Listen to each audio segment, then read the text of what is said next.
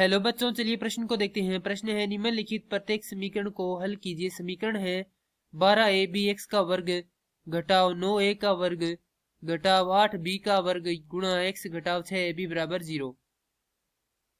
हमें इस समीकरण को हल करना है। हल करने से तात्पर्य यह है कि हमें यहाँ पर जो चर राशि x है उसका मान निकालना है।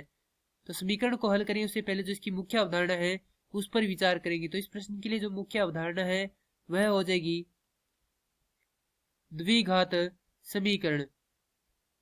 अर्थात हम यहाँ पर यह देखेंगे कि द्विघात समीकरण क्या होती है। तो वे समीकरण जो ax का वर्ग योग bx योग c बराबर 0 के रूप के हों द्विघात समीकरण कहलाते हैं। अब समीकरण लिखेंगे। समीकरण है 12abx का वर्ग घटाव 9a का वर्ग घटाव 8b का वर्ग गुणा x घटाव 6ab बराबर 0। इसे हल करेंगे तो यहां से देखें तो इसे क्या करते हैं, पहले गुणा करके देख लेते हैं। तो 12ab x का वर्ग घटाव 9a वर्ग x घटाव माफ कीजिए यहाँ पर योग आएगा 8b वर्ग x 6ab बराबर 0।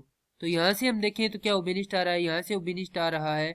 एक तो 3 उभयनिष्ठ आ रहा है, दूसरा a उभयनिष्ठ है और x उभयनिष्ठ है।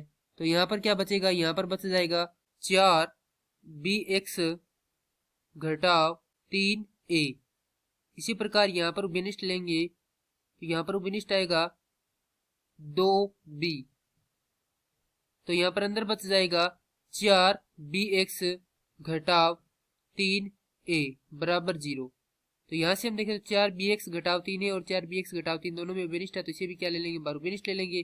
तो 4bx घटाव 3a गुणा 3ax योग 2b बराबर 0। तो यहाँ से या तो ये पद 0 के बराबर है या ये पद 0 के बराबर है।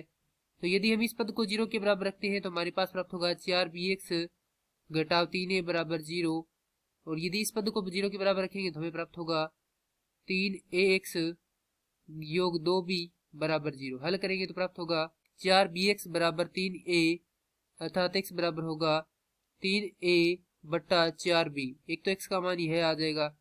दूसरा यदि इसको हल करें तो प्राप्त होगा 3ax बराबर ऋणात्मक 2b।